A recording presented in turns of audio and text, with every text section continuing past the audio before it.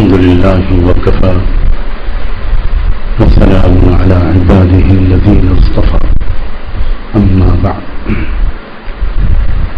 أعوذ بالله من الشيطان الرجيم بسم الله الرحمن الرحيم ما جعل عليكم في الدين من حرج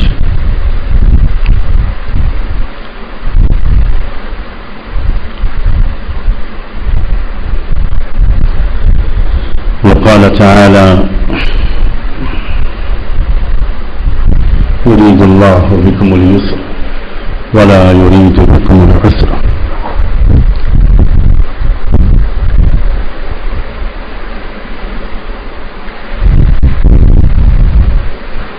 سبحان ربك رب العزة عما يصفون وسلام على المرسلين والحمد لله رب العالمين اللهم صل على سيدنا محمد وعلى آل سيدنا محمد وبارك وسلم اللهم صل على سيدنا محمد وعلى آل سيدنا محمد وبارك وسلم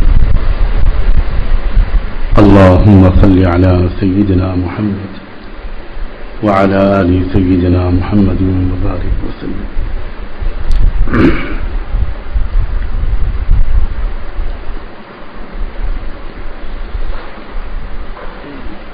انسان اپنی زندگی اس دنیا میں کیسے گزارے کہ اس کو ایک فرحت و طمأنینت حاصل ہو، اطمینان، بشاشت، مستقل طور پر اس کو یہ کیفیات ملیں۔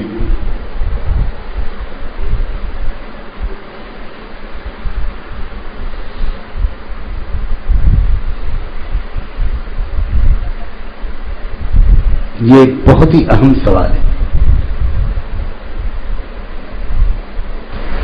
ساری دنیا کے فلسفے،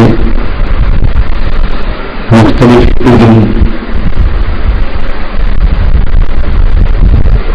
وہ اسی سوال کا جواب دینے کی مختلف کوششیں ہیں۔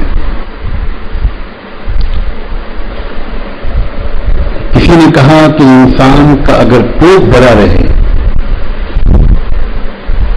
وہ معاشی لحاظ سے پریشان نہ ہو، بس اس سے انسان ایک کامیاب زندگی گزارتا ہے۔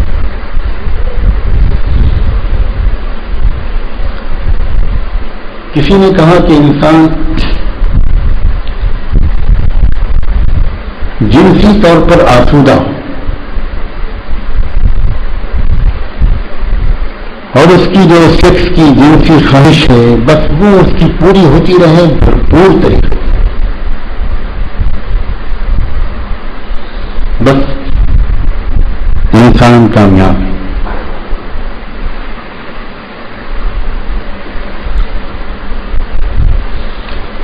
بہت سے جوابات دنیا میں لوگوں نے اس سوال کے دیے ہیں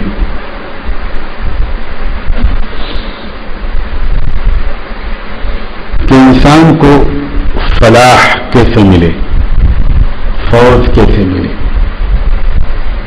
انسان کی زندگی کو ایک کامیاب زندگی کب کہا جائے۔ ہوتا یہ ہے کہ عام طور پر انسان جب اس بارے میں کچھ سوچتا ہے تو اس کو اس کی نظر زندگی کے کسی ایک پہلو پر پڑتی ہے، جس پہلو کا خود اس کے اوپر غلبہ ہوتا ہے۔ یہ فطری بات ہے کہ انسان جب کسی مسئلے پر سوچتا ہے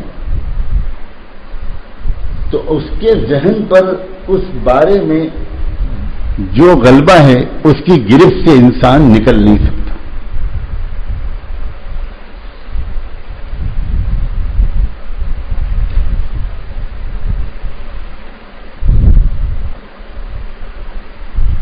انسانوں کا جو پیدا کرنے والا ہے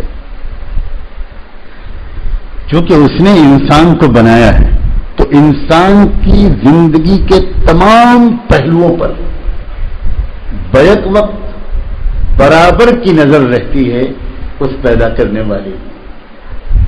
بیک وقت ایک ہی وقت میں تمام پہلوؤں پر برابر کی نظر پڑے زندگی کے تمام پہلوؤں پر، یہ صرف انسان کے رب کے بس کی بات ہے، اسی انسان کے بس کی بات ہے، کر ہی نہیں سکتا انسان.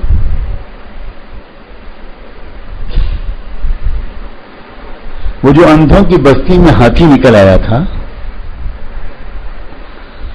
وہ انسان کی محدود نظر کی سب سے واضح مثال ہے.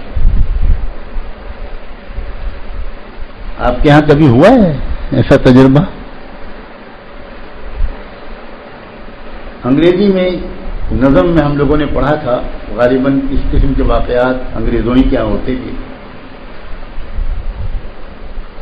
ہم نے فارسی ادب خوب پڑھا، اس میں تو ہم نے کبھی ایسا کوئی واقعہ نہیں پڑھا.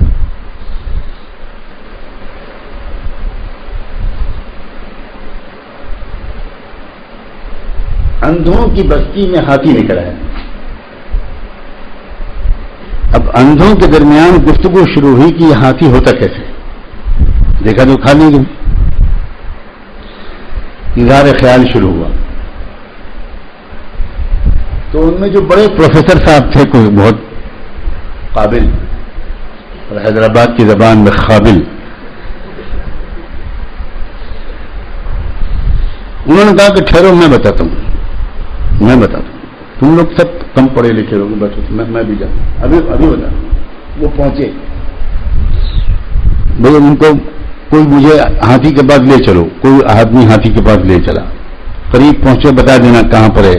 ہاں یہ وہ ہاتھ مارا، اور جو ہاتھ مارا تو اس کے ہاتھ میں، اس اندھے کے ہاتھ میں سون آ گئی. کہتے بس بس بس بس بس میں سمجھ گیا ہاتھی کیسا ہوتا ہے. ہاتھی یوں ہوتا ہے، یوں ہوتا ہے. انہوں نے ہاتھ سے اسکیچ بنا کے دکھایا کہ ہاتھی یوں ہوتا ہے. بس بس میں سمجھ گیا.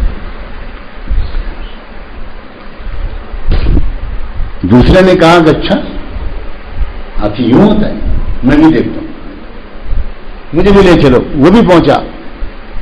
اب اس نے جو ہاتھ مارا تو پیٹ آ گیا ہاتھی کا، ہاتھ پیٹ پہ پڑا. اس نے کہا ہاتھی دادا جان کے ڈھول کی طرح ہوتا ہے.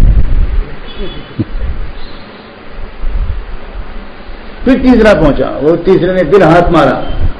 وہ آ گیا اس کے کان پر. ارے کہہ دو تمہارے یہاں جو راجا صاحب کے یہاں پنکھا نہیں ہوتا تھا بڑا سا، وہ ویسا ہوتا ہے ہاتھی. تم کیا میں نے ہاتھی کہتا ہو. جس حصے پر ہاتھ پڑا بس وہ ہاتھی ہے.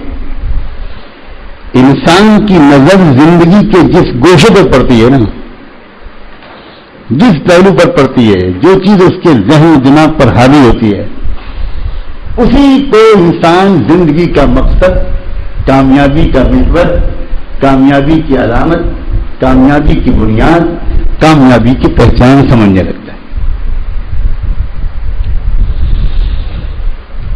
اس کے بالکل برعکس انسانوں سے پیدا کرنے والی کی نظر ہے جو انسان کی زندگی پر پڑتی ہے. اس سے زیادہ کمپریہنسو، ان سے زیادہ ان ٹوٹلٹی، بھرپور طریقے پر انسان کی زندگی کے سب پہلوؤں پر نظر کسی کی پڑ ہی نہیں سکتی، ہو ہی نہیں سکتا. یعنی ہمیں کسی سے شکایت اس لیے نہیں کہ کسی سے ہم کو امید بھی نہیں، ہو ہی نہیں سکتی.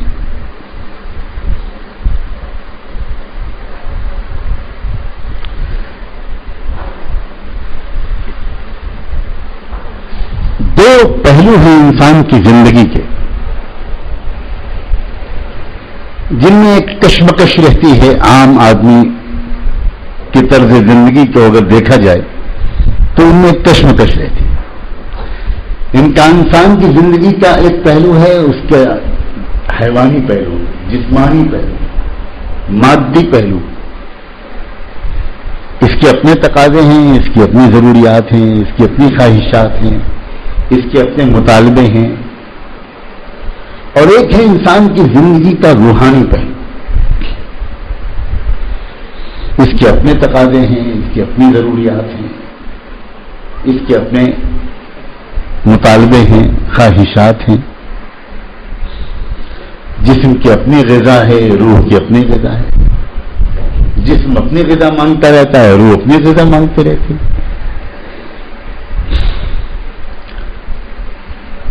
بہت سے پہلو ہیں.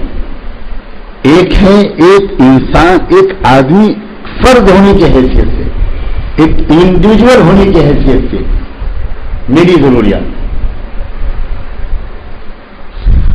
اور ایک ہے کہ میں جس معاشرے میں رہتا ہوں، جس سماج میں رہتا ہوں، اس پورے سماج کی ضروریات. بات سمجھ رہے ہیں نا؟ اللہ کرے کہ سمجھ میں آ جائے. میں یہ کوشش کر رہا ہوں، کرتا ہوں کہ آپ چند دن یہاں رہیں تو اسلام کی ایک سمجھ لے کر جائیں. تفقہ جسے کہتے ہیں. ایک ہفتے رہے تھے صحابہ مدینے میں، 9 مسلم لوگ، صرف ایک ہفتہ. ایمان لائے مدینے پہنچ کر، اور حضور اکرم صلی اللہ علیہ وسلم نے ان سے ملاقات کی. حضور کی ملاقات کی جگہ بھی طے ہوتی تھی اور وقت بھی طے ہوتا تھا. یہ بھی ذہن میں رکھیں. حضور پاک صلی اللہ علیہ وسلم کی زندگی انتہائی منظم زندگی تھی. آپ میں سے جو لوگ حج یا عمرے کی سعادت حاصل کر چکے ہیں، انہوں نے دیکھا ہوگا مسجد نبوی میں روضۃ الجنہ میں ایک ستون ہے، ایک پلر ہے، اس پر لکھا ہوا ہے اسطوانۃ الوفود. وہ جگہ تھی جہاں حضور اکرم صلی اللہ علیہ وسلم آنے والے قافلوں سے ملاقات کرتے تھے. آپ نے اس جگہ اس قافلے کا استقبال کیا. بہت پیاری نشست تھی وہ، تفصیلات تو نہیں سناؤں گا. اس کے بعد آپ نے صحابہ سے پوچھا، انصار مدینہ سے، کہ بھئی اس قافلے کی ذمہ داری کون لے گا؟ یعنی کون اپنے یہاں، اپنے قبیلے میں، اپنے محلے میں لے جائے گا، وہاں ٹھہرائے گا، ان کی مہمان نوازی کرے گا اور ان کو دین سکھائے گا؟ کون کرے گا؟ تو ایک انصار کے ایک گروہ نے کہا کہ اللہ کے رسول آپ ہمیں موقع دے دیجئے، ہم لے جائیں گے. لے گئے. ترتیب مدینے کی یہ تھی کہ جو ادھر ادھر سے مختلف ملکوں سے اور علاقوں سے اسلام لانے اور سیکھنے کے لیے جو قافلے در قافلے مدینے آنے لگے تھے، ان کو حضور کسی مدینے میں کسی ایک طرف بھیج دیتے تھے اور لوگ لے جاتے تھے. وہی ان کو کھلاتے پلاتے تھے، وہی ان کو دین سکھاتے تھے. اور جمعے کے دن سب لوگ جمع ہوتے تھے مسجد نبوی. یہ سمجھیے کہ ہفتے واری اجتماع ہوتا تھا جمعے میں، ہفتے واری ملاقات.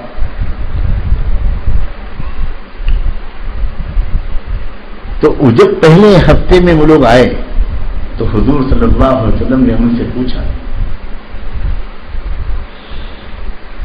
مختلف سوالات کیے تاکہ یہ اندازہ کریں کہ انہوں نے کتنا دین سیکھا ہے، کتنا اسلام کو سمجھے ہیں. تو حضور کے سوالوں کا جواب جو انہوں نے دیا، اس پر سن کر اللہ کے رسول نے ان کو ایک سرٹیفکیٹ دیا، ایک سند دی. اور وہ کیا تھا سرٹیفکیٹ؟ ہم لوگوں کو تو 15-16 سال پڑھنے کے بعد بھی نہیں ملا، 50 سال سے اسی میں لگے تب بھی نہیں ملا. ایک ہفتے میں ان کو وہ سرٹیفکیٹ ملا. فرمایا علماء فقہاء کادوا ان یکونوا انبیاء. ایک ہفتے میں کہ یہ جو تم لائے ہو ان کو سکھا کر یہ تو علماء بن گئے، فقہاء بن گئے، اور ان کو تو دین کی وہ سمجھ مل گئی ہے کہ جو نبیوں کو ملا کرتی تھی. یہ جملہ حضور نے خوش ہو کر ارشاد. تو یہ جو بات ہے نا اسلام کی سمجھ، ہم یہاں 10-15 دن رہیں یا کچھ زیادہ رہیں یا کچھ کم رہیں، اللہ کرے ہم بھی کچھ اپنی بساط کے مطابق دین کی سمجھ لے کر جائیں.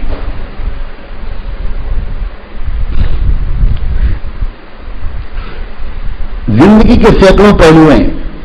ایک فرد کے تقاضا ہے، ایک معاشرے کا تقاضا ہے. فرد کی مصلحت ہے بے روک ٹوک خوب خرچ کرے، خوب جتنا اس کے پاس ہو خوب اڑائے، خوب کھائے پیے، مست رہے.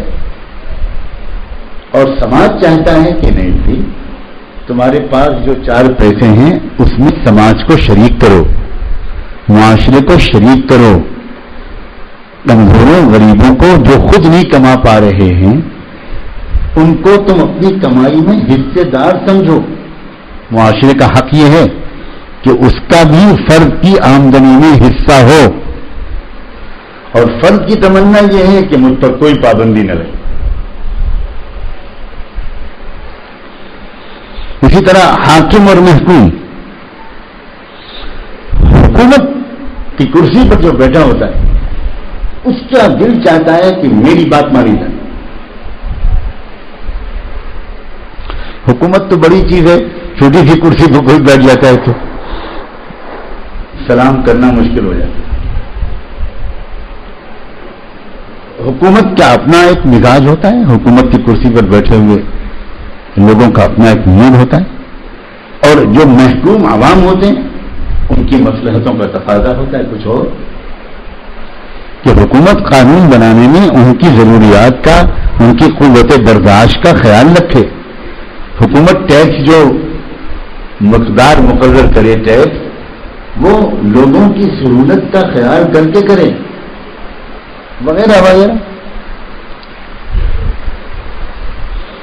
اسی طرح مرد اور عورت کا مسئلہ ہے، ان دونوں کے تعلقات کیسے ہوں، کیا اختیارات حاصل ہوں، گھروں کے اندر اختیارات کی تقسیم کیا ہو،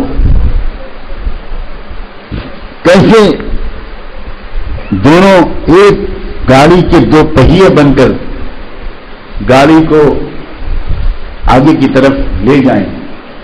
یہ نہیں کہ ایک پہیا ایک طرف کھینچ رہا ہو، دوسرا پہیا دوسری طرف کھینچ رہا ہو، گھر میں ایک ٹینشن اور تناؤ کی کیفیت. تو مختلف پہلو ہوتے ہیں، ان تمام پہلوؤں پر ایک ہی وقت میں یکساں نظر انسانوں کے پیدا کرنے کے سوا والے کے سوا کسی کی نہیں ہو سکتی. اب میں اس وقت صرف ایک پہلو کو لیتا ہوں، جسمانی اور روحانی تقاضے. اسلام زندگی کی جس اسکیم کا نام ہے، بہت دھیان سے سنیں، جس چیز کا نام ہے اسلام، وہ کیا چیز؟ زندگی کی ایک ایسی اسکیم دی ہے انسانوں کے پیدا کرنے والے نے، زندگی گزارنے کا ایک ایسا پلان دیا ہے، ایک ایسا نقشہ اور طریقہ دیا ہے کہ جس پر انسان کے روح اور جسم دونوں کے تقاضے بڑے اعتدال، بڑے توازن، بڑی خوبصورتی کے ساتھ دونوں تقاضے پورے ہوتے ہیں. اور اس انداز سے پورے ہوتے ہیں کہ آدمی اپنی روح کے تقاضے پورے کر رہا ہوتا ہے اور ساتھ میں جسم کے تقاضے بھی پورے ہو رہے ہو، اور آدمی جسم کے تقاضے پورے کر رہا ہوتا ہے. اصل مقصد کسی عمل سے اس کے اپنے جسم کے تقاضوں کو پورا کرنا ہوتا ہے، لیکن وہ جسم کا تقاضا اس طرح پورا کرے کہ اس سے اس کے جسم کا تقاضا بھی پورا ہو اور اس کی روح بھی سیراب ہو جائے. 2 in 1،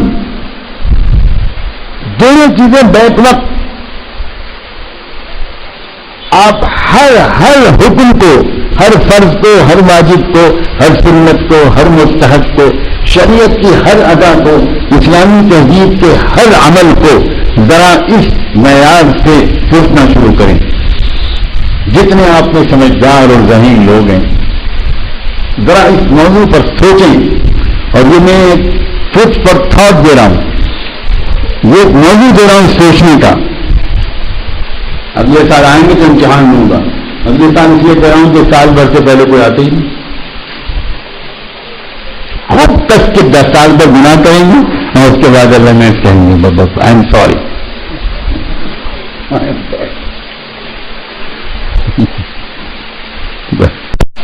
اور سمجھیں گے بس سوری بول دیا اور ختم. ہندوستانی آدمی متاثر ہوتا ہوگا جو انگریزی سے بہت مرعوب ہے.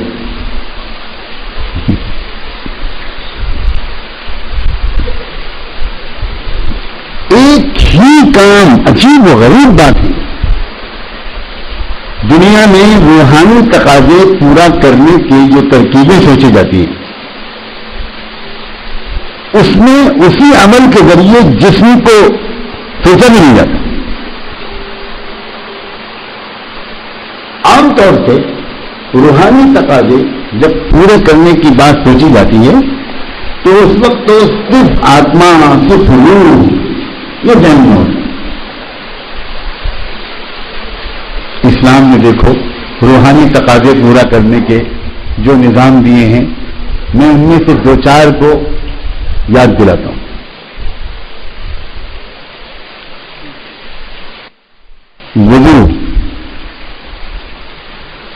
وضو روحانی تقاضے کو پورا کرنے کے لیے، طہارت حاصل کرنے کے لیے، اللہ کی عبادت کے لائق اپنے آپ کو بنا لینے کے لیے. وضو کا اصل مقصد جو ہے وہ روح کی پاکیزگی ہے. آپ حیرت کریں گے، بظاہر انسان اپنے بدن کے اعضاء کو دھوتا ہے، لیکن ہمارے علماء لکھتے ہیں کہ وضو کے بعد جو آپ کو اپنے اندر ایک بشاشت اور فرحت کی کیفیت محسوس ہوتی ہے، یہ ہے اصل میں طہارت. طہارت اس کو کہتے ہیں.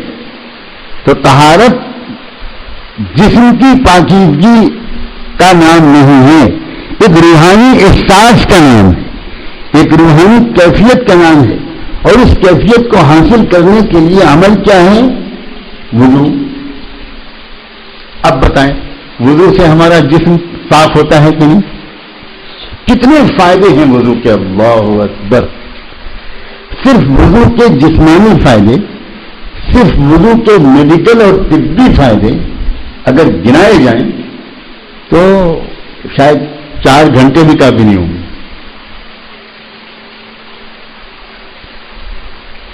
جس طرح ہم سے ہاتھ دھلوائے جاتے ہیں اس کے کتنے فائدے ہیں. ہاتھ دھونے کے بعد جس طرح ہم کلی کرتے ہیں وہ کلی ہماری صحت کے لیے کتنی مفید ہے، ہمارے مسوڑوں کے لیے، ہماری دانتوں کے لیے، ہمارے حلق کے لیے، ہمارے لعاب دہن کے لیے کس قدر مفید ہے. کلی کے بعد ناک میں پانی ڈالتے ہیں، وہ ناک میں پانی ڈالنا اور ناک کو چھنکنا یہ خود کس قدر بیماریوں اور جراثیم سے چھٹکارے کا سبب ہے. حالانکہ آپ جب ناک میں پانی ڈالتے ہیں تو میں نیت کرتا ہوں جراثیم سے نجات کی، یہ آپ میں سے کسی کے خیال میں بھی نہیں ہوتا. اور اسی لیے ان فوائد کو زیادہ بیان بھی نہیں کیا جاتا، اس لیے کہ یہ تو ملیں گے ہی ملیں گے، خود سے ملیں گے، نیت کے بغیر ملیں گے. ہاں، وہ ان وضو کے جو مقصد ہے روحانی اس کو نیت میں شامل کرانے کی کوشش کی جاتی ہے. اس کے بعد چہرہ آدمی دھوتا ہے. دن میں کئی بار اس چہرے کو دھونا کتنی صفائی ستھرائی کا، خوش منظری کا، دیدنی کا اور بیماریوں سے حفاظت کا سبب بنتا ہے.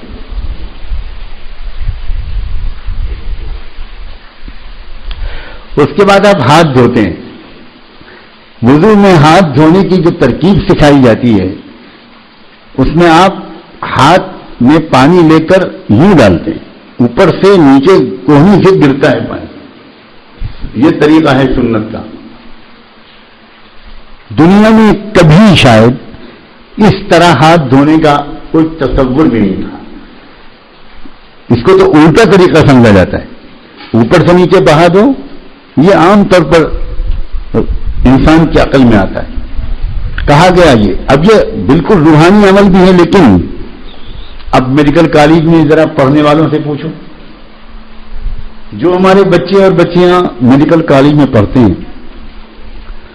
ان کو سکھایا جاتا ہے پہلے ہی سال میں، اور آگے جا کر جب وہ سرجری مثلا سیکھتے ہیں تو خاص طور پر اس پر بہت زور دیا جاتا ہے کہ مریض کے پاس جانے سے پہلے، مریض کی ڈریسنگ سے پہلے، مریض کے زخم کو ہاتھ لگانے سے پہلے، مریض کی مرہم پٹی کرنے سے پہلے ہر ڈاکٹر کو ہاتھ دھونا چاہیے. یہ میڈیکل میں سکھایا جاتا ہے. اور ہاتھ کیسے دھونا چاہیے تمام دنیا کے میڈیکل کالج میں سکھایا جاتا ہے. اس طرح دھونا چاہیے جیسے مسلمان وضو میں اپنا ہاتھ دھوتا. کیوں؟ اس لیے کہ اگر آپ ادھر سے ہاتھ دھو گے تو اوپر کے جو بیکٹیریا جو جراثیم ہیں وہ بہہ کر نیچے آ جائیں گے، اور نیچے سے ہی تو آپ کام کرو گے، آپریشن کرو گے، سرجری کرو گے، بینڈیج کرو گے، پلاسٹر کرو گے، کچھ کرو گے تو آپ کے ہاتھ کے جراثیم مریض کو نقصان پہنچا سکتے ہیں. اگر آپ یوں کرو گے تو یہ ادھر کے جتنے جراثیم تھے وہ سب واش آؤٹ ہو جائیں گے. اس کے بعد آپ مریض کو ہاتھ لگاؤ. پوری دنیا کی میڈیکل ایجوکیشن کا یہ بنیادی حصہ ہے. وہ الگ بات ہے کہ ہمارے یہاں کے ڈاکٹر لوگ ہاتھ الٹا کیا لگاتے ہیں وہ شاید خود ہی، کون کتنا اس پر عمل کرتا ہے وہ الگ بات. آپریشن تھیٹر میں تو سب عمل کرتے ہیں.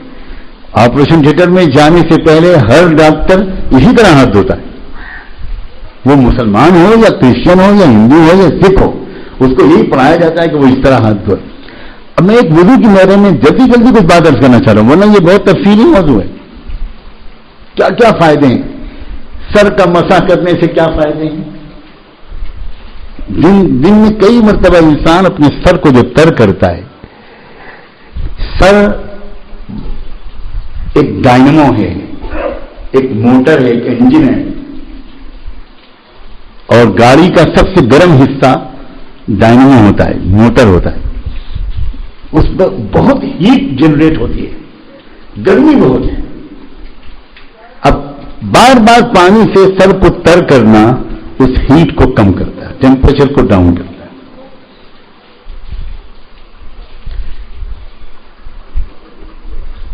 پھر اس کے بعد گردن کا مسح کرایا جاتا ہے. سارے بدن کی جو بلڈ سپلائی ہے سب پائپ لائن یہیں سے ہو کے گزرتی ہے. یہ بالکل جنکشن ہے، جنکشن. ساری ریلیں وہیں پر آ کر رکیں گی، ادھر سے گزریں گی. اس لیے یہ بہت ہی گرم حصہ ہے. اب بار بار بار بار بار بار جو گردن کے مسح میں گردن کو رگوں کو تر کیا جاتا ہے، اس کا اثر اندر پہنچتا ہے.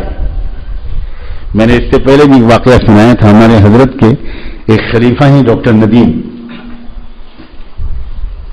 میڈیکل پریکٹیشنر ہیں، بڑے ڈاکٹر ہیں، امریکہ میں ہیں. وہ اپنا واقعہ سناتے تھے کہ میں ایک امریکہ کے ایئرپورٹ پر کھڑا ہوا، واش بیسن پر وضو کر رہا تھا واش روم میں، اور وہاں میں نے اپنے وضو میں گردن کا مسح کیا. تو وہ جو پاس والا واش بیسن پر ایک ڈاکٹر صاحب کھڑے تھے، انگریز، وہ تو نہیں پتا تھا ان کو کہ وہ ڈاکٹر ہیں، ایک امریکن شخص تھا. تعارف ہوا، اس نے اسی وقت ان سے بات کی کہ میں فلاں ہوں اور آپ کون ہیں، یہ وہ. اور ایک دو جملے کی بات چیت کے بعد اس نے کہا کہ معاف کیجیے گا، میری فلائٹ میں چونکہ اب وقت کم ہے، جلدی سے آپ سے ایک بات پوچھنا چاہتا ہوں، آپ کس ملک کے رہنے والے ہیں؟ تو ڈاکٹر صاحب نے کہا میں اوریجنلی پاکستان کا ہوں اور آج کل امریکہ میں رہتا ہوں، یہی رہتا ہوں. تو انہوں نے کہا کہ آپ کے ملک میں پاگل خانے کتنے ہیں؟ تب یہ ڈاکٹر بہت حیران ہوئے کہ بھئی انہیں میں سے ایک یہ تو نہیں ہے. اس کو اپنے علاج کے لیے کوئی اسپتال کا پتہ چاہیے ہو، یہ پوچھ رہا ہے. بھائی معاف کیجیے گا، میں سمجھا نہیں. نہیں اور کوئی بات نہیں ہے، میں اصل میں ایک سائیکٹرسٹ ہوں، دماغی امراض کا اسپیشلسٹ ڈاکٹر ہوں، اس لیے میں آپ سے یہ بات پوچھ رہا ہوں. کیونکہ آپ کے جو ابھی جو آپ نے اپنی گردن کے نیک کے بیک سائڈ پر جو آپ نے ویٹ کیا نا پانی سے، اس کو ہماری سائنس یہ کہتی ہے کہ جو انسان دن میں 3 سے لے کر 7 مرتبہ تک یہ عمل کرے گا، اپنی گردن کے پچھلے حصے کو نم کرے گا، اسے دماغی بیماری نہیں ہوگی۔ یہ بالکل سائنٹیفک طریقہ ہے، اس لیے ہمارے یہ علاج کیا جاتا ہے کہ جس کو غصہ زیادہ آتا ہو، جس میں گرمی زیادہ ہو، چڑچڑا پن زیادہ ہو، اور ڈر ہو کہ آگے جا کر وہ دماغی مریض چھوٹا یا بڑا بن جائے گا، اس کو سر کو اور گردن کو بار بار کہا جاتا ہے اس کو نم کیا کرو، اس کو بھگویا کرو۔ اب آپ دیکھیے، آپ نے اتنے وضو اب تک کیے ہیں، آپ نے کبھی یہ نیت تو نہیں کی ہوگی کہ میں کہیں پاگل نہ بن جاؤں، نیت کرتا ہوں میں مسا اس لیے کرتا ہوں کہ میں مریض نہ بن جاؤں، لیکن امید ہے کہ انشاءاللہ آپ کبھی نہیں بنیں گے اگر آپ وضو کرتے رہے، اب تک بھی نہیں بنے، آئندہ بھی نہیں۔ کیا عجیب اسلام ہے، ہر عمل۔ اب آئیے وضو سے آگے بڑھ کر نماز میں آئیے، اللہ اکبر۔ نماز انسان ورزش کے لیے نہیں پڑھتا، نماز انسان اپنی جسمانی ایکسرسائز کے لیے نہیں پڑھتا، کسی مسلمان کے دل کے حاشیے خیال میں بھی نہیں ہوتا میں نماز اس لیے پڑھنے جا رہا ہوں کہ میرا لیور فنکشن اچھا ہو جائے، میں نماز اس لیے پڑھنے جا رہا ہوں کہ میرا ریڑھ کی ہڈی ٹھیک ہو جائے، میرے گھٹنے کا کام ٹھیک ہو جائے۔ لیکن یہ پکی اور سچی بات ہے، تفصیل کا وقت نہیں، کہ تکبیر احرام سے لے کر سلام پھیرنے تک نماز کا ہر عمل سینکڑوں بیماریوں سے حفاظت کا سبب ہے اور سینکڑوں بیماریوں کا علاج ہے۔ وہ نماز جو پڑھی جا رہی ہے اللہ کی محبت کے لیے، اللہ کے سے اپنی بندگی کے اظہار کے لیے، وہ نماز جو پڑھی جا رہی ہے جنت کے لیے، جو نماز پڑھی جا رہی ہے تزکیہ نفس کے لیے، جو نماز پڑھی جا رہی ہے گناہوں سے اپنے کو بچانے کے لیے، اس نماز کا یہ حال ہے۔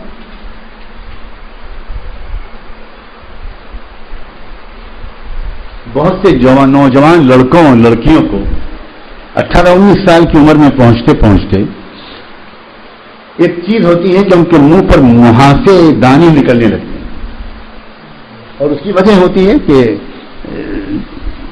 جو شادی ہوتی ہے اس میں دیر ہو رہی ہوتی ہے، اور اس کی وجہ سے جو خون کی گرمی ہے، وہ خون کی گرمی دانے اور مہاسوں کے طور پر علامت کے طور پر نکلتی ہے۔ وہ مہاسے نوجوانوں کے سفارشی ہوتے ہیں، سمجھ گئے نوجوان۔ اب بعض لوگ جن کے مہاسے نہیں نکلے ہوں گے وہ پوچھیں گے مہاسے نکلنے کی ترکیب کیا ہے، تاکہ اس کو دیکھ کر ہی ابا اما کو خیال آیا کہ میں جوان ہو چکا ہوں۔ انہیں نظر ہی نہیں آتا، ان کی آنکھیں کمزور ہیں۔ ہاں حضرت دعا کیجیے، ذرا کوئی چشمہ بھی بنوا دیجیے، ان کو نظر ہی نہیں آتا کہ میں تڑپ رہا ہوں شادی کے لیے۔ اسی لیے بعض وقت نوجوان لڑکے بیان سے پہلے پرچہ دیتے ہیں، حضرت ذرا نکاح کے فضائل پر آج کچھ بیان ہو جائے، آج ابو بھی آئے ہیں۔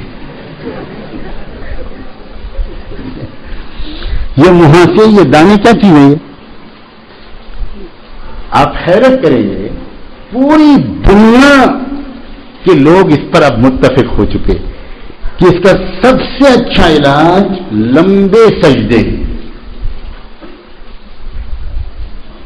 جتنا دیر تک انسان سجدے میں پڑا رہے گا، طویل سجدہ کرے گا، تو وہ جو بلڈ سرکولیشن ہے، جو خون کا دوران ہے، وہ اتنی تیزی کے ساتھ ڈھال پا کر وہ نیچے کی طرف جاتا ہے، ہارٹ جو بلڈ پمپ کرتا ہے۔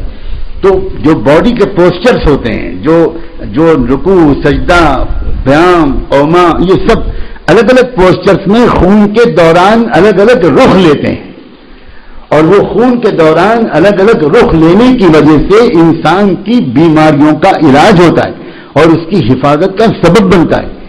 چنانچہ عجیب و غریب بات ہے کہ ایک لڑکی جو حضرت سے بیعت ہوئی، زندگی بدلی اس کی، یہ سچا واقعہ ہے۔ اس نے اپنے خط میں لکھا، حضرت نے مجھے وہ خط پڑھنے کو دیا، اور حضرت سے اس نے دعا کی درخواست کے لیے ایک مرتبہ یہ میسج بھیجا کہ حضرت میرے چہرے پر بہت مہاسے ہیں اور بڑا برا لگتا ہے میرا چہرہ، اس کے لیے دعا کرنا.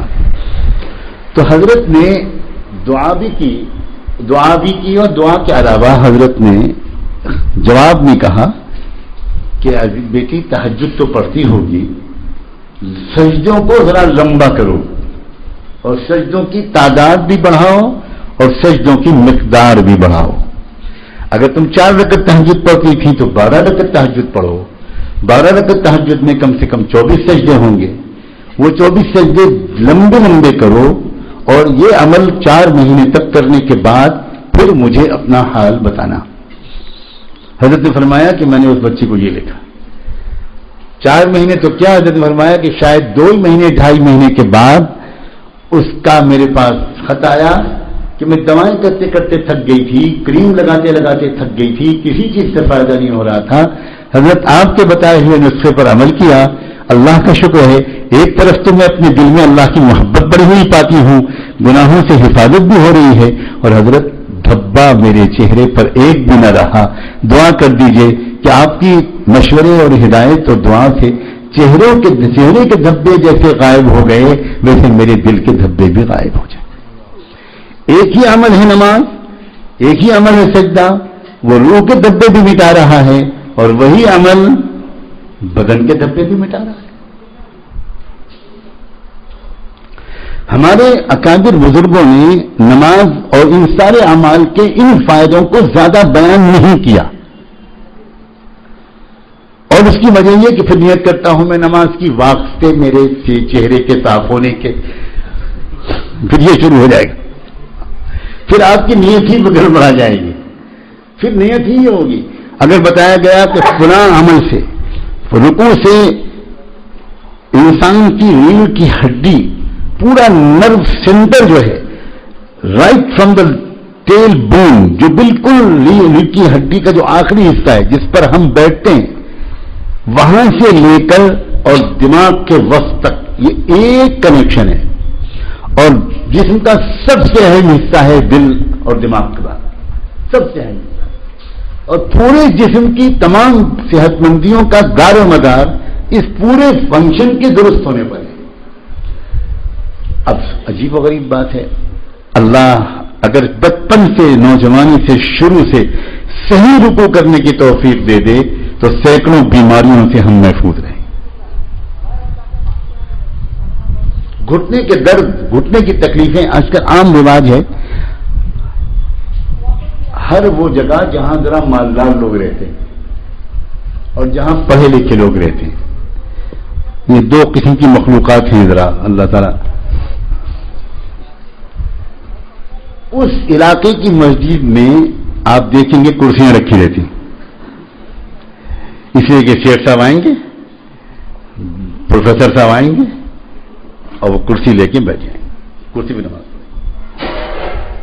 فقہی طور پر جتنے لوگ آج کرسی پر نماز پڑھ رہے ہیں ان میں سے شاید 80% لوگوں کے لیے کرسی پر نماز پڑھنا جائز ہی نہیں، نماز ہی نہیں ہو جائے. اس لیے کہ انہوں نے کسی سے مسئلہ نہیں پوچھا، وہ خود اپنی مرضی سے ذرا سا پین ہونے لگا، ذرا سا تکلیف ہونے لگی، ذرا سا عادت نہیں ہے اس طرح بیٹھنے کی، زندگی بھر کرسی پر بیٹھے ہیں تو اسی کی عادت ہے. اب تو ہم لوگ ٹوائلٹ میں بھی کرسی پہ بیٹھتے ہیں، کرسی اس قدر چھا گئی.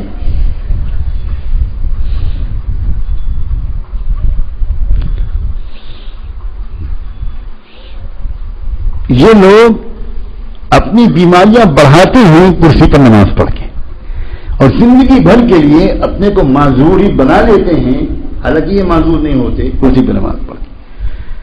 حالانکہ ان کی جو تکلیفیں ہیں وہ چاہے کمر کا درد ہو، بیک پین ہو، گھٹنے کا درد ہو، اس کا علاج ہی نماز ہے. اگر یہ اچھی طرح ہم رکوع کریں اور اچھی طرح سجدے میں جائیں جیسے آپ کو سکھایا جا رہا ہے، یہ بہت اہم بات ہے. آپ کو جو سکھایا جاتا ہے کہ آپ جب سجدے میں جائیں تو آپ پہلے سے اپنے سینے کو نہ جھکائیں جیسے عام طور پر ہم لوگ کرتے ہیں، بلکہ آپ اسٹریٹ پوسچر میں سینے کے ساتھ نیچے آئیں اور گھٹنے زمین پر رکھ دیے جائیں، تب آپ کا سینہ زمین کی طرف جھکنا شروع ہو. اب کر کے دیکھیے, شروع میں گھٹنے میں درد ہوگا. جب بھی کوئی انسان نئی ورزش شروع کرتا ہے اس کو شروع میں درد ہوتا ہے. اب یہ گھٹنے کی بہترین ایکسرسائز ہے. سجدہ ہو جائے گا مسئلے کے لحاظ سے اگر ہم نے پہلے سے سینے کو جھکا لیا, لیکن آپ کے گھٹنے کمزور ہو جائیں گے. اب ایک سنت حضور اکرم صلی اللہ علیہ وسلم نے جس طرح نماز پڑھی, انہوں نے یہ نہیں بتایا سب کو کہ دیکھو میں اس طرح نماز پڑھتا ہوں, اس طرح تمہارے گھٹنے کا درد کا علاج ہو جائے گا, یہ نہیں کہا انہوں نے. وہ اتنے جانسار اور سمجھداروں کو سکھاتے تھے کہ ان کو کسی دلیل کی ضرورت نہیں تھی. آپ جس طرح کہیں گے اس طرح ہم کریں گے, آپ جس طرح کریں گے اس طرح ہم کریں گے. اب جب اس کے بعد ان کو اس کے کرنے کا فائدہ محسوس ہوتا ہوگا وہ الگ بات ہے, لیکن ان کو بتایا نہیں جاتا تھا کہ یہ ہوگا. عام طور پر نماز کی ہر ادا صرف سلام پھیرنا, جو لوگ شروع سے صحیح سلام پھیرتے چلے آتے ہیں, جن کا رکوع اور سجدہ صحیح ہوتا ہے, ان کو اسپانجلائٹس جیسی بیماریاں آج کل ڈاکٹرز کہتے ہیں ہو ہی نہیں سکتی.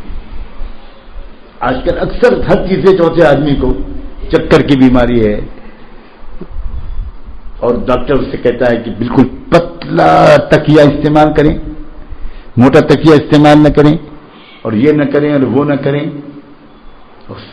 یہ سب نماز کے اندر ان ساری چیزوں کی رعایت موجود ہے. گردن کی جو ایکسرسائز سلام کے ذریعے ہوتی ہے سینکڑوں بیماریوں کا علاج ہے. اگر صحیح جگہ پر انسان نظر رکھے, یہ خاص بات ہے. آپ دائیں طرف دیکھ رہے ہیں, ادھر دیکھ رہے ہیں, بائیں طرف دیکھ رہے ہیں اور ادھر دیکھ رہے ہیں کہ پردہ کتنا پھٹا. سمجھے؟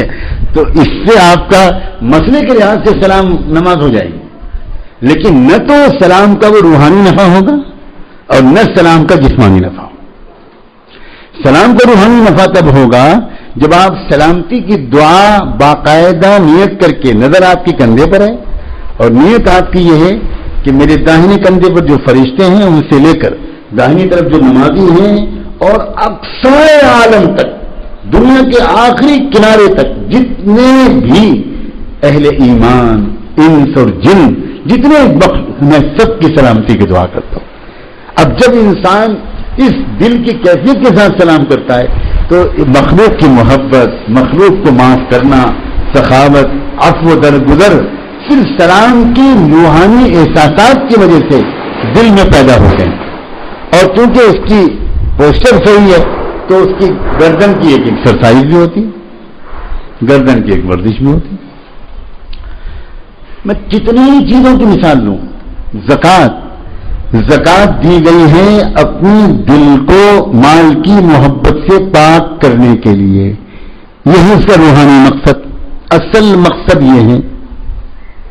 لیکن جب زکوٰۃ آپ نکالیں گے تو دوسرا انسان غربت اور محتاجی سے نکلے گا, عزت کی زندگی اس کی بنے گی, ضرورت اس کی پوری ہوگی. اور جب معاشرہ پورا ایک دوسرے کی مدد کرنے والا ہوگا تو اس معاشرے کے اندر جرائم کم ہوں گے, اس معاشرے میں چوری ڈکیتی قتل و غارت گری کم ہوگی, اس معاشرے میں اخوت و محبت کا مزاج عام ہوگا, معاشی ترقی ہوگی. پیسہ ایک جگہ پر رکھا رہتا ہے تو اس کی قیمت گھٹتی ہے اور وہ اس کی ویلیو گھٹتی ہے, اور پیسہ سرکولیٹ ہوتا ہے, پیسہ رکے نا, مارکیٹ میں جائے, چلے ہو. یہ اکنامی کا بنیادی اصول ہے کہ پیسہ جائے. وہ تو پیسہ جائے گا تو وہ دوسرا پیسہ کھینچ کر لائے گا. تو آپ کی بھی معاشی ترقی ہوگی, جس کے ہاتھ میں پیسہ گیا اس کی بھی معاشی ترقی ہوگی, پھر وہ پیسے کو آگے بڑھائے گا اس کی بھی معاشی ترقی ہوگی, پھر وہ آگے بڑھائے گا اس کی بھی معاشی ترقی ہوگی, بیچنے والے کی بھی ہوگی, خریدنے والے کی بھی ہوگی. لِكَيْ لَا يَكُونَ دُولَةً بَيْنَ الْأَغْنِيَاءِ مِنْكُمْ. تو روحانی مقصد تھا زکوٰۃ کا, لیکن اسی روحانی نسخے سے پورے معاشرے کی آل راؤنڈ ڈیولپمنٹ ہو رہا ہے, ہر پہلو سے معاشرے کی ترقی ہو رہی ہے.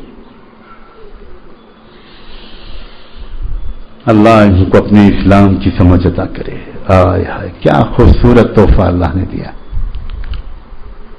حج سراسر عشق و محبت والی عبادت ہے, سراسر روحانی عمل ہے. کپڑے بھی اتار دو, احرام باندھ لو, بال مت کاٹو, ناخن مت کاٹو, دیوانے بن جاؤ, مستانے بن جاؤ, لبیک اللہم لبیک پڑھو. کہاں جائیں؟ کعبے پہ جاؤ. کیا کریں؟ چکر لگاؤ. چکر لگانا دیوانوں کی ادا ہوتی ہے. چکر لگاؤ تو آپ کرو, چلو. پھر کیا کریں؟ اب چلو زمزم پیو, نماز پڑھو, اس کے بعد جاؤ صفا مروا پہ چکر لگاؤ. دو عجیب قسم کا روحانی عمل ہے. پھر کیا کریں؟ ہو گیا, اب چلو مینا جاؤ. کیا کریں؟ لبیک لبیک پڑھو, بس کچھ مت کرو, چلو مینا چلو. بالکل روحانی عمل ہے, خالص عشق و محبت. اچھا مینا میں ابھی رات گزری, اب کیا کریں؟ اب عرفات چلو. ارے بھی کچھ بیٹھنے دیجیے. نہ چلو عرفات چلو. کیا کرتے ہوئے چلیں؟ لبیک اللہم لبیک, چلو عرفات چلو. بس کیا کریں وہاں جا کے؟ کیا کریں؟ دعا مانگو, معافی مانگو. عرفات آئے ہو, معافی مانگو, رو, چلاؤ, اللہ کی محبت مانگو, معافی مانگو, تڑپو دل کو. اور کیا کریں؟ اچھا مغرب کے بعد مغرب کی نماز پڑھ لیں. نہ مغرب ہو گئی, مغرب پڑھے بغیر مزدلفہ جاؤ. عجیب امتحان ہوتا ہے. بہت سے لوگ تو مولویوں سے لڑ پڑتے ہیں, صاحب ہم نے تو امریکہ میں نماز لیٹ کی, آپ عرفات میں نماز لیٹ کروا رہے ہیں, آپ کا دماغ صحیح ہے؟ اور بعض لوگوں کو تقوی کا حیضہ بھی ہوتا ہے, وہ چاہے روز لیٹ کرتے ہوں مگر اس دن سب کے سامنے ان کو بڑی جلدی ہوتی. اور اس دن مسئلہ کیا ہے؟ ہرگز عرفات میں نماز نہ پڑھنا. دیر ہو رہی بھائی صاحب, بس میں دیر لگ رہی ہے. یہ مولویوں کی بس, اللہ بچائے, انتظار کرنا پڑتا ہے. 8 بج گئے, ارے اب عشاء کا وقت شروع ہونے والا ہے. 8 نہیں 9 بج جائیں, 9 نہیں 10 بج جائے, مغرب نہیں پڑھنی ہے. ارے یہ کیا الٹ پلٹ ہو گیا؟ ہم نے اپنے دارالکفر میں نماز کو لیٹ نہیں کیا اور آپ ہم سے یہاں گناہ کروا رہے ہیں. آپ کا ہم سے کیا دشمنی ہے؟ 10 ریال لے لیجیے مگر نماز پڑھنے دیجیے. نہیں صاحب بالکل نماز کی جا رہی, یہ کیا ہے؟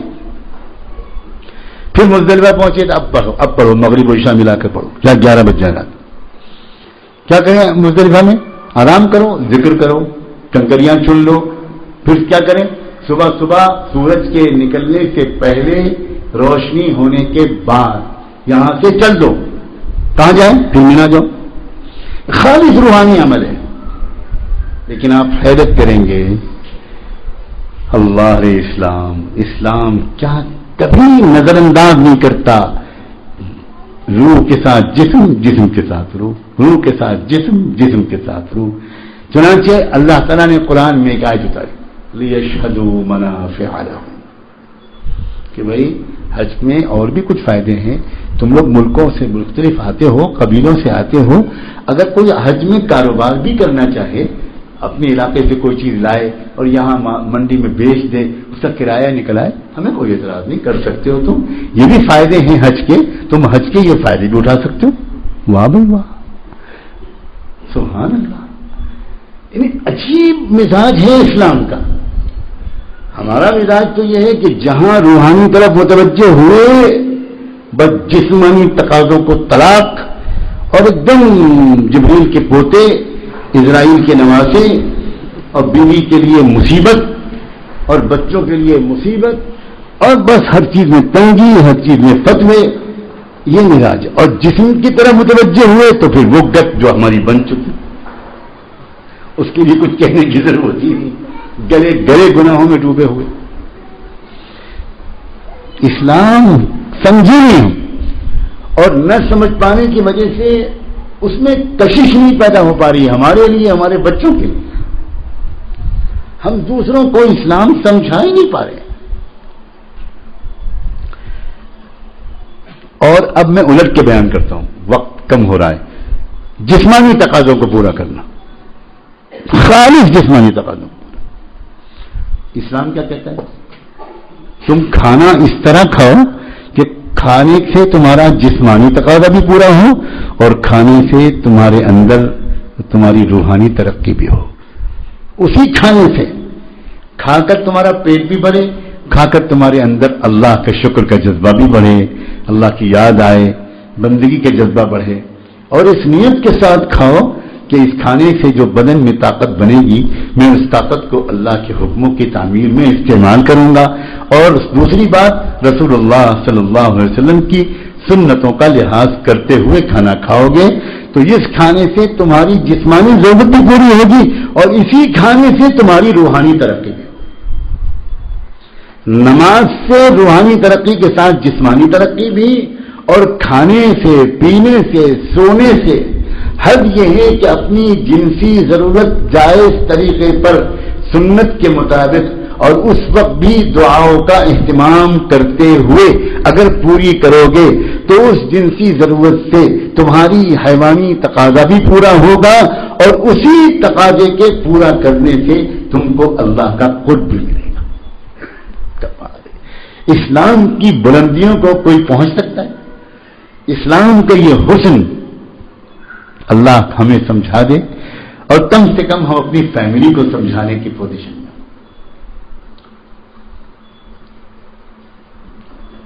میں نے اس لیے یہ بات چھیڑی ہے یہ کہ آپ میں سے کچھ لوگ اب اپنے اپنے گھر واپس بھی جا رہے ہیں. کوئی کل جائے گا, کوئی آج رات جائے گا, کوئی پرسوں جائے گا, کوئی 2-4 دن کے بعد جائیں گے. آپ یہ تحفہ لے کر یہاں سے جائیں کہ ایک شرح صدر کی دولت لے کر جائیں, ایسا اطمینان لے کر جائیں کہ بھی اب مطمئن ہوا دل. ایمان تو تھا, عمل بھی کرتے تھے, لیکن ایمان سے آگے بڑھ کر ایک درجہ ہوتا ہے لیطمئن قلبی, اطمینان کی کیفیت. اور آپ جب جائیں تو جاتے ہی جلد از جلد اپنے گھر کے تمام لوگوں کے ساتھ بیٹھ کر ایک بہت خوبصورت میٹنگ کریں. یہ کہنا چاہتا ہوں سلیقے کے ساتھ. کیا بتاؤں, مجھے یہ بھی ڈر ہے اگرچہ اب اس طرح کے خوش لوگ یہاں آنے کم ہو گئے جن سے فتووں کا بہت ڈر لگتا ہے مجھ کو. اب زیادہ تر رنگین نوجوان آتے ہیں, ان کے سامنے بات کرنے میں سہولت ہے مجھ کو.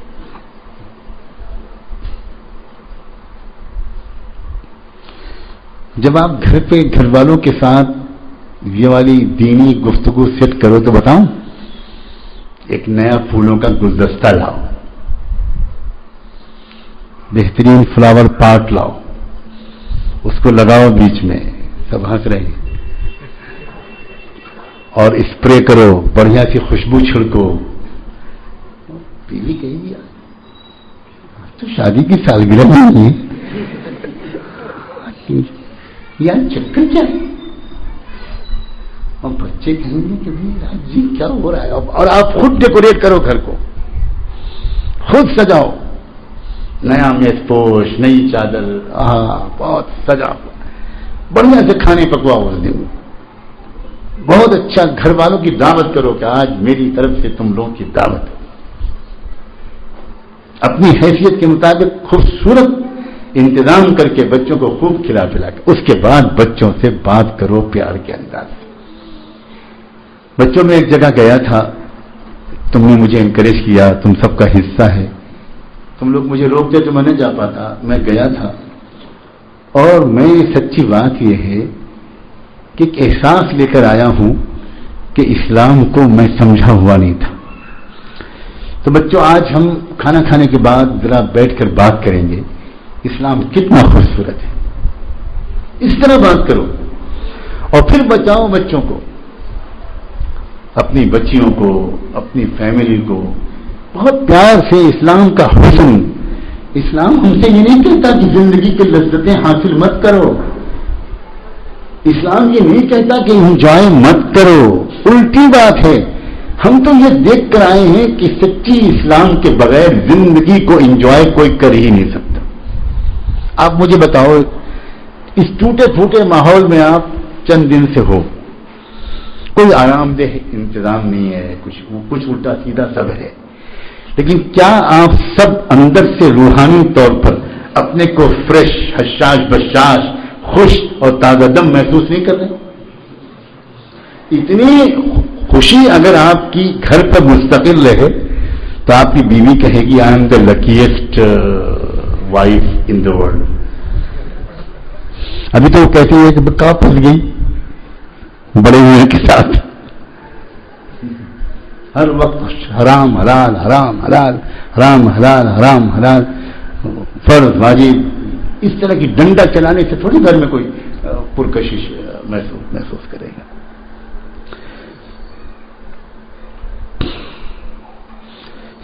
کہو لوگوں نے کہ ہم کیا سمجھے تھے اسلام کو؟ ہم سمجھے تھے دنیا کو چھوڑ دینے کا نام اسلام ہے، بھاگ جانے کا نام اسلام ہے. اب پتہ چلا کہ اسلام میں تو قدم قدم پر ایسی اسکیم ہے، زندگی کی ایسی اسکیم کا نام ہے اسلام کہ اندر سے روح بھی تر و تازہ، بدن بھی فٹ. کیا خوبصورت چیز ہے اسلام. اور اگر اس رخ پر لوگوں نے دلچسپی دکھائی اور میں سمجھا کہ ہاں کچھ لوگ مجمع میں ایسے ضرور ہیں جو ان بلند مضامین کو، جن کو میں بہت آسان کر کے پیش کرنے کی کوشش کرتا ہوں، یہ تو علماء ہی جانتے ہیں کہ ان مضامین کو اس زبان میں منتقل کرنا کتنا مشکل تھا. تو پھر میں اس موضوع پر اور تفصیل سے ایک ایک شریعت کے حکم کے بارے میں بات کرنا. کون سا حکم ہے اسلام کا، کون سا مشورہ ہے پیارے رب کا، کون سی رہنمائی ہے اس دوست اللہ جو اللہ بندوں کا دوست ہے، خیر خواہ ہے، کون سی رہنمائی ہے جس میں ہم پر کوئی مشقت ایسی ڈال دی گئی کہ ہمارا جسم چور چور ہو جائے. میں تو کہتا ہوں اگر سال بھر یہ تراویح پڑھے ہم تو ہم لوگوں کی صحت بہت اچھی رہے. اب بتاؤ یہ تراویح رمضان میں جو رکھی گئی، اللہ میرے کو پتا تھا جس طرح شیخ کی کتاب میں ہم سن رہے تھے کہ بہت کھاتے ہیں بہت کھاتے ہیں بہت کھاتے ہیں، تو اللہ نے کہا میں علاج کرتا ہوں تمہارا، کھاؤ، اٹھک بیٹھک کرواؤں گا. ہاں اس لیے کہ پھر بیمار پڑ جاؤ گے تم. اب بتاؤ کس قدر زبردست ایکسرسائز ہوتی ہے، کتنی بدن کے اندر چستی آتی ہے. ہر عمل ایسا ہے. رب کریم ہے، رب پیارا ہے، رب مجھے اور آپ کو مشقت میں نہیں ڈال سکتا. وہ اگر کہتا ہے کہ پردہ کرو عورتوں سے بچیوں سے، اس لیے کہتا ہے کہ وہ رب جانتا ہے کہ ان کو سکون پردے میں ملے گا، محفوظ رہیں گی، باوقار رہیں گی، سماج میں ایک عزت والی لڑکی کی حیثیت سے پہچانی جائیں گی. میسج جائے گا دور دور کہ میں بازاری عورت نہیں ہوں، میں بازاری لڑکی نہیں ہوں. بےہودہ لوگوں میری طرف امید بڑی نظر سے دیکھنا بھی مت. قرآن نے پردے کا یہ فلسفی بیان کی. کیا ہے لکھے عورت نہ فلا یو نہیں، یہی ہے نا آیت کہ پردے کی مصلحت یہ ہے کہ یہ پہچانی جائیں. کیا مطلب پہچانی جائیں؟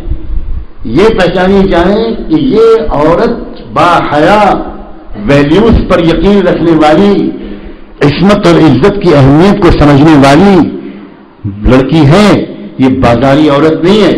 فلا یؤذین، لہذا کوئی ان کو چھیڑ چھاڑ نہ کرے. پوری دنیا گواہ ہے کہ ایک حجاب میں نکلنے والی خاتون اور لڑکی کو چھیڑنے کی ہمت بڑے سے بڑے غنڈوں کا نہیں ہوتی.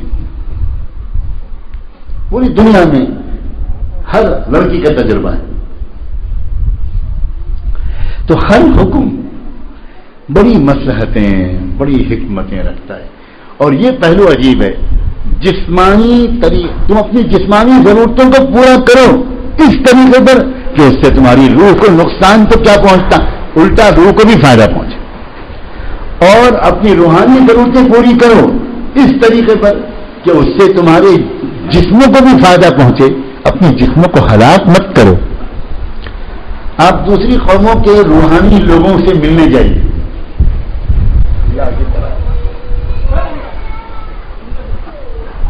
جتنے بڑے روحانی آدمی سے آپ ملیے گا اتنا ہی ننگا ملے گا. مرد سے ملاقات کرنے میں آنکھوں کو نیچا کرنا پڑے گا. مذاق اڑانے کے ارادے سے نہیں کہہ رہا ہوں، دکھ کے ساتھ کہہ رہا ہوں. جینیوں کے مہاراج جو ہندوستان میں اس وقت ہیں سب سے بڑے، ان کی طرف سے مجھے دعوت نامہ آیا، کئی لوگ ان کی طرف سے آئے کہ فلاں شہر میں ان کا ایک سمیلن ہو رہا ہے. وہ لوگ 4 مہینے کسی علاقے میں پڑاؤ ڈالتے ہیں ہر سال، پورے 4 مہینے، اور وہ کہیں رہ کر دھیان گیان سکھاتے ہیں اور اپنا سارا کام کرتے ہیں، اور اس کے بعد آخر میں ان کا 3 دن کا ایک بڑا جلسہ ہوتا ہے. تو انہوں نے مجھ کو جلسے میں بلایا. میں نے اپنے بزرگوں سے مشورہ کیا، انہوں نے کہا چلیں گے، بات کرنے کا موقع ملے گا بات کریں. اب میں وہاں پہنچا تو میری سمجھ میں نہیں آیا میں کیا کروں.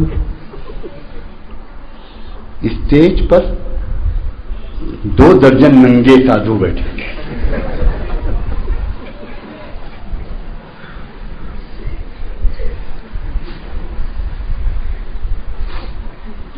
اور ان کے پیچھے، وہ تو اللہ کا شکر ہے میں نے دیکھا نہیں، فوٹو سے پتا چلا بعد میں کہ ان کے پیچھے عورتیں سادھوی ننگی بیٹھی، ایک سفید کپڑا صدرہ ڈال رکھا انہوں نے، باقی بدن ننگا. یہ مذہب ہے، یہ روحانیت ہے. اللہ کا شکر ہے بیان کا جب موقع ملا، وہ تو خیر تفصیلی بات ہے. اللہ نے میرے دل میں آیت ڈالی، یا بنی آدم قد انزلنا علیکم لباسا یواری سوآتکم وریشا ولباس التقوی ذلک خیر. اے انسانوں کی اولادو، ہم نے تمہارے لیے لباس کی نعمت اتاری ہے. لباس کے 2 کام ہیں، ایک تمہارے ستر کو چھپانا اور دوسرے ایک تم لباس میں اچھے لگتے ہو. بے لباس انسان اچھا نہیں لگتا، بے لباس کتا اچھا لگ سکتا ہے، بیل اور گائے اچھا لگ سکتا ہے، انسان بے لباس اچھا نہیں لگتا. اب یہ کیا روحانیت ہے بھائی؟ کسی علاقے میں مہاکمبھ کی مصیبت آئے، داد نہیں دی تم لوگوں نے، مہاکمبھ کی مصیبت. لکھنؤ کے لوگ نہیں ہے نا جو اردو کا ذوق رکھتے ہوں. اس علاقے کے لوگوں کو اپنے گھر خالی کر کے 1 مہینے کے لیے بھاگ جانا پڑتا ہے. سچ کہہ رہا ہوں. کیوں؟ ناگا سادھوؤں کی جب آفت آتی ہے، اللہ کی طرح 5000 ناگا، 10,000 ناگا سادھو سب ننگے، 100% ننگے. اب اس علاقے میں کیا؟ اب گھروں میں عورتیں کیا کریں گی؟ بچیاں اسکول جائیں گی، کالج جائیں گی، اسپتال جائیں گی، کچہری جائیں گی، کیا کریں گے؟ کیسے نکلے؟ یہ کون ہے؟ یہ روحانی لوگ ہیں. یہ روحانی ترقی کے لیے. دل سے کہو کہ اللہ نے ہم کو اس مصیبت سے بچا لیا. ہمارا اپنا کمال نہیں ہے. ہم وہیں پیدا ہوئے ہوتے تو ہم اسی پر جھک رہے ہوتے کہ یہ بہت مہان، پیروں کو چھو رہے ہوتے اور پرنام کر رہے ہوتے اور ان کی لات اپنے سر پر رکھ رہے ہوتے. یہ بھی تو عقیدہ ہے کہ جس کو لات سے چھو لیا اس کا کلیان ہو گیا، سارے کام بن گئے. اسی اندرا گاندھی بھی گئی تھی ایک بابا کے پاس جو مچان پر رہتے تھے، پیڑ پر، وہیں سے پیشاب کرتے تھے.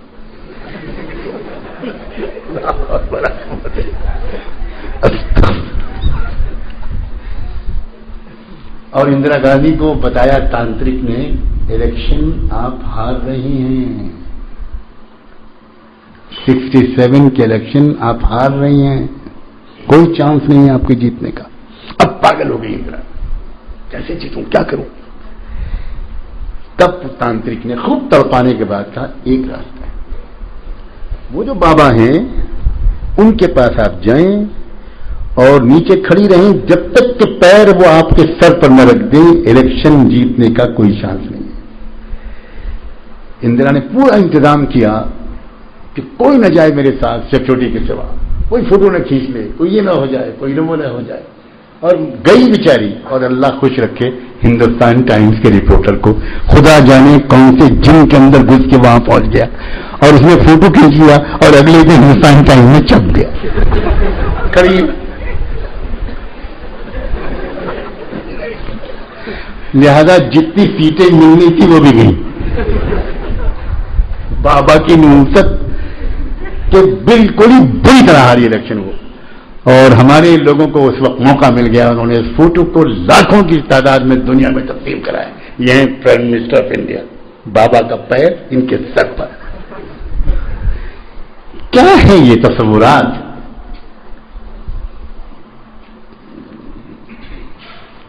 الحمدللہ الذی ہدانا لہذا, الحمدللہ الذی ہدانا لہذا وما كنا لنهتدی لولا ان ہدانا اللہ. تمام تعریف اس اللہ کے لیے ہے جس نے ہم کو یہ پیارا دین دیا, یہ راستہ دکھایا. اور ہم اگر اللہ ہم کو یہ راستہ نہ دکھاتا ہم خود اس راستے کو ڈھونڈ نہیں سکتے. ہم یہ اللہ کی نعمت ہے, اس کی قدر کریں, اسلام سے محبت کریں, اسلام کے ایک ایک حکم پر خوشی خوشی عمل کریں, اس کو سمجھیں, اور جو بات نہ سمجھ میں آئے کسی سمجھدار آدمی سے پوچھ لیں. اور یہ بھی میں بتا دوں کہ ہر ایک سے نہ پوچھیں, ورنہ وہ 99 والا قصہ یاد رکھنا, اس نے بھی کسی لمبی داڑھی والے سے پوچھا ہوگا تو اس نے سینچری ہی مار دی. ہر ایک سے نہ پوچھیں. ہمارے یہاں یہ بھی مصیبت ہے, ایک بیچارہ چلے لگا جاتا ہے, داڑھی رکھتا ہے, فوراً مولانا بن جاتا ہے. وہ خود نہیں بنتا, لوگ بنا دیتے, اور لوگ اس سے مسئلہ پوچھتے ہیں اور وہ بڑے ٹھاٹ سے بتانا بھی شروع کر دیتے. وہ نہیں کہتا کہ بھائی میں میکینک ہوں, بھائی میں بڑا ہی ہوں, بھائی میں مولانا نہیں ہوں. وہ مسئلہ بتاتے ہیں, اور کہیں اس نے صافہ بھی باندھ لیا تب تو مرید بھی کرے گا انشاءاللہ, چپ چپ. سمجھے, خواب کی تعبیر بھی بتائے گا. ہر ایک سے نہیں پوچھا جاتا. تلاش کرو کون ہے جو اسلام کو سمجھے ہوئے, کس سے ہم پوچھیں کہ ہم کو ایسا جواب ملے کہ ہم اپنی کمزور عقلوں کے ساتھ اس پر مطمئن ہوں, اور ہم کو اتنا میٹیریل ملے کہ ہم آج کل کے اپنے بہنوں, بھائیوں, بھتیجوں, بھانجوں, ینگ جنریشن کے لوگوں ان کو سمجھا سکیں. ہر دور کی عقل ہوتی ہے, ہر دور کی ایک زبان ہوتی ہے, ہر دور کی ایک لاجک ہوتی ہے, ہر دور کی ایک سمجھ ہوتی ہے. اس کے مطابق اسلام کی تشریح کرنا, اللہ یہ دولت ہمیں عطا فرمائے, یہ سعادت عطا فرمائے, یہ بہت بڑی نعمت ہے. اور چھوٹے چھوٹے دائرے میں اتنا تو آپ سمجھ گئے ہوں گے کہ اب آپ انشاءاللہ اپنے گھر والوں سے جاتے ہی, اس سے پہلے کہ یہ سارے جذبات ٹھنڈے پڑیں, اس سے پہلے کہ یہ سبق پرانا ہو, آپ جاتے ہی خوشگوار ماحول میں اپنے گھر والوں سے اس طرح کی گفتگو کیجیے, اور آخر میں ان سے کہیے کہ بھائی اب ایک کام کرتے ہیں, ہم لوگ اپنے پورے گھر کے ٹائم ٹیبل کو ری ڈیزائن کرتے, ری شیڈیول کرتے. اسرنو آؤ ہم سب مل کر طے کرتے ہیں, بیٹی تم کتنے بجے اٹھو گی, تم کتنے بجے اٹھو گی, تم کتنے بجے اٹھو گے, تم کتنے بجے اٹھو گے, ہم لوگ سب اتنے بجے اٹھیں گے, 4 رکعت بس تہجد پڑھ لیں گے, اتنے میں فجر کی اذان ہو جائے گی, میں مسجد چلا جاؤں گا, تم لوگ گھر پہ نماز پڑھ لینا, اور اس کے بعد آدھا پارا قرآن پڑھ لینا سب لوگ مل کے, بڑا اچھا لگے گا, اور میں بھی قرآن پڑھ لوں گا. ذرا تھوڑا سا اللہ کو یاد کر لینا, اسکول جانا ہو, کالج جانا ہو, جلدی جلدی تیاری کر کے ضرور جانا. اور اس کے بعد راستے میں جا بچوں تو جانا تو راستے میں الٹی سیدھی باتیں کرنے اور سوچنے کے بجائے لا الہ الا اللہ, لا الہ الا اللہ درود پڑھتے جانا, کچھ پڑھتے جانا. اس طرح دھیرے دھیرے بچوں کو آپ لائیے اس سطح پر. اور بچوں اب میں سمجھ کر آیا ہوں کہ اسلام اگر میرے گھر میں ہوتا تو ہمارے گھر میں اس سے زیادہ خوشیاں ہوتی جتنی اب ہیں, اتنی زیادہ آپس میں محبتیں ہوتی جتنی اب ہیں, ہماری صحتیں بہتر ہوتی اس صحتوں کے مقابلے میں جو اب ہیں. اس لیے اب ہم نئے سرے سے ہم سب اسلام کو سمجھیں گے بھی اور اسلام پر عمل کریں گے. یہ اگر آپ لے کر گئے اپنے انفرادی پورے معمولات وغیرہ کے ساتھ, تب انشاءاللہ آپ کا آنا نور علی نور ہوگا, اور اگلے سال گھر والے آپ کو पहले से याद दिलाकर आपका टिकट कंफर्म कराकर खुशी से भेजेंगे। कोई नाराज नहीं होगा, किसी का मुंह नहीं फूलेगा जब आप जाने के बारे में बात करेंगे, इसलिए कि वो कहेंगे, सोचेंगे कि आदमी बनकर आया, ये शख्स बदल कर आया, इंसान बनकर आया। कितना गुस्से वाला इंसान था ये, और कितनी मोहब्बत वाला आदमी बनकर आया। इससे लोगों को तशफ़ी होगी कि हाँ वाकई इस्लाम ऐसी चीज है कि जिसमें हम सबको आगे बढ़ना चाहिए। रब करीम इन बातों में बरकत डाले, कबूल फरमाए, आपके मेरे दिल और दिमाग में बिठा दे। ऐसा हो जाए कि आप सब अपने पूरे घरों को एक रंग में रंग दें, सिर्फ अल्लाह का रंग, अल्लाह के रसूल का रंग।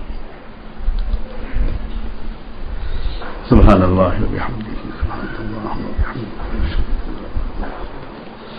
नस्तगफिरुका व नतूबु इलैक। रब करीम हम आपका कैसे शुक्र अदा करें। जिस तरह अल्लाह एक बकरी, एक गाय के पेट में से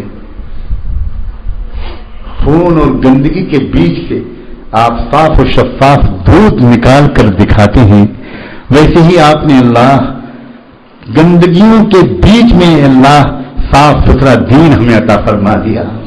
चारों तरफ अजीब गंदगियां, जिहालतें। अगर हम दीवार के उस पार पैदा हो गए होते तो हम भी वही सब कर रहे होते। अल्लाह आपकी मेहरबानी, आपका करम। मगर अल्लाह हम एतराफ करते हैं, हमने अपने इस्लाम को नहीं समझा। अल्लाह हमने इसकी कदर न की, इसको अल्लाह जितनी गहराई के साथ समझना चाहिए था और जिस अपनानियत के साथ अल्लाह इसके एक एक हुक्म को गले लगाना चाहिए था। रब करीम हमसे बड़ा कसूर हुआ। अब हम सब एक नई जिंदगी शुरू करना चाहते हैं। अल्लाह हमें इस्लाम की मोहब्बत अता फरमा, इस्लाम की समझ अता फरमा, और ऐसी समझ अता फरमा कि हमारा पूरा घर इस्लाम के रंग में रंग जाए, इस्लाम के रंग में रंग जाए। बारे इलाहा ऐसा करम कर दीजिए, ऐसा करम कर दीजिए, हमको इतनी सूझबूझ अता फरमा, समझ अता फरमा, बात करने का तरीका अता फरमा। रब करीम दुआ के लिए हाथ उठाए और बारिश आने लगी। अल्लाह अल्लाह अल्लाह, ए अल्लाह रहमत की बारिश जिस तरह आप जमीन पर बरसा रहे हैं, वैसे ही नूरानियत की बारिश हमारे दिलों पर बरसा दीजिए। अल्लाह हमारे दिल भी सूखे हैं, ये जमीन सूखी थी कुछ दिन पहले, अब हरी भरी हो गई। हमारे दिलों की जमीन को भी हरा भरा कर दीजिए। तंग आ गए हैं अपने दिलों की खुश्की से अल्लाह, दिल सख्त हो गए, दिलों की जमीन सूखी हो गई। ए अल्लाह हमारे दिलों पर भी हिदायत की बारिश अता, हिदायत की नूर की बारिश अता, अल्लाह तकवे की बारिश अता। रब करीम मौसम को ऐसा बना दीजिए कि आपके बंदों और बंदियों को तकलीफ ना। रब करीम अल्लाह ये तेज और तुंद हवाएं, रब करीम अल्लाह लाखों लोगों के लिए, अल्लाह लाखों बंदों और बंदियों के लिए बहुत तकलीफ का बायस बन रही है। अल्लाह मेहरबानी कर दीजिए, मेहरबानी कर दीजिए। मकानात गिर रहे हैं, आपके बंदे हलाक हो रहे हैं। अल्लाह न जाने कहां कहां अल्लाह पतरे उड़ उड़ कर जा रहे हैं, लोग जख्मी हो रहे हैं। ए रब करीम चीख पुकार के लोग दहल रहे हैं। अल्लाह औरतें बच्चियां घबरा रही हैं, नन्हे बच्चे चीख मार कर मां से चिपट जाते हैं। ए रब करीम आसानी की शक्ल भेज दीजिए, सहूलत की शक्ल भेज दीजिए। अल्लाह सहूलत की शक्ल भेज दीजिए। अल्लाह हमारी गुनाहों की सजा अल्लाह इस तरह न दीजिए। अल्लाह माफ कर दीजिए, माफ कर दीजिए, माफ कर दीजिए, माफ कर दीजिए, माफ कर दीजिए। रब करीम हम आपके कसूरवार बंदे, शर्मिंदा बंदे, शर्मिंदा बंदियां आपके हुजूर में हाजिर। ए अल्लाह, ए अल्लाह, ए अल्लाह, रात ही इस आजिज़ को ये तफसील मालूम हुई कि कितनी मसूरात हैं और कितनी मेरी अजीज बच्चियां हैं। अल्लाह जो मेहमानों के लिए तरावी के बाद से बैठकर रोटी पकाना शुरू करती हैं, अल्लाह उनको जज़ाए खैर अता फरमा, अल्लाह उनको अपनी मोहब्बत अता फरमा, अल्लाह उनकी मेहनतों को कबूल फरमा। اللہ بار بار کی خدمت کرتی ہیں. یہ ان گھروں کی بچیاں ہیں جن کے گھروں میں انہوں نے اپنے گھروں میں کبھی 2 روٹی بھی نہیں پکائی. سب کام کرنے والیاں کرتی ہیں اور یہاں باغ باغ کی کر رہی ہیں, مہمانان رسول کے لیے کر رہی ہیں, روٹی پکاتی جاتی ہیں اور روتی جاتی ہیں, دعائیں کرتی جاتی ہیں. اللہ ان کی خدمتوں کو قبول فرما, اللہ ان کی خدمت کو قبول فرما, اللہ ان کی خدمت کو قبول فرما. اللہ ہم ان کا شکریہ نہیں ادا کر سکتے. اللہ ان کا آپ اللہ ان کی جھولیوں کو بھر دیجئے, ان کے نصیبوں کو دونوں جہان کی خوشیوں سے بھر دیجئے. اللہ ان کو دونوں جہان کی خوشیاں عطا فرما, دونوں جہان کی خوشیاں عطا فرما, دونوں جہان کی خوشیاں عطا فرما. اے رب کریم, اللہ ہم سب کو آپس میں ایک دوسرے کی سچی محبت نصیب فرما اور ایک دوسرے کی خدمت میں ایک دوسرے سے بڑھ جانے کا جذبہ نصیب فرما. رب کریم, افطار قریب ہے, افطار قریب ہے. دن کے فرشتے اب واپس جانے کی تیاری کر رہے ہوں گے. اللہ یہ فرشتے ہماری طرف سے نیکیوں کی خبریں لے کر چلے جائیں اور رات کے فرشتے اترنے والے ہوں گے. اللہ ان کو اللہ ہمارے لیے خوشخبریاں دے کر بھیج دیجئے, خوشخبریاں دے کر بھیج دیجئے. رب کریم, رب کریم, اس رمضان کو ہمارے لیے ہماری زندگی میں انقلاب کا ذریعہ بنا, انقلاب کا ذریعہ بنا. اللہ انقلاب کا ذریعہ بنا, انقلاب کا ذریعہ بنا. ہمت بھی عطا فرما اور حکمت بھی عطا فرما, اسلام کی سمجھ عطا فرما اور اسلام کی شدید محبت نصیب فرما, اسلام پر جان نثار ہو جانے کی توفیق عطا فرما. رب کریم, ہم میں سے ایک ایک کی جو الگ الگ ضروریات ہیں اور الگ الگ جو پریشانیاں ہیں, اللہ ان سب کو بھی دور فرما, ہماری ضروریات کو پورا فرما. کسی کے گھر میں کوئی بیمار ہے, کسی کے ہاں روزی کی تنگی ہے, کسی میاں بیوی کے تعلقات اچھے نہیں ہیں, اللہ کسی پر کوئی مقدمہ چل گیا ہے, کوئی ادھار کی پریشانی میں ہے, اللہ آپ ہم سب کی, ہمارے رشتہ داروں کی اور پورے انسانوں کی پریشانیوں سے واقف ہیں. رب کریم, آپ سب کے رب ہیں, ہم سب کی پریشانیوں کو دور فرما, ہماری ضرورتوں کو پورا فرما. وصلی اللہ تعالی علی خیر خلقہ سیدنا محمد وعلى آلہ وصحبہ اجمعین برحمتک یا ارحم الراحمین.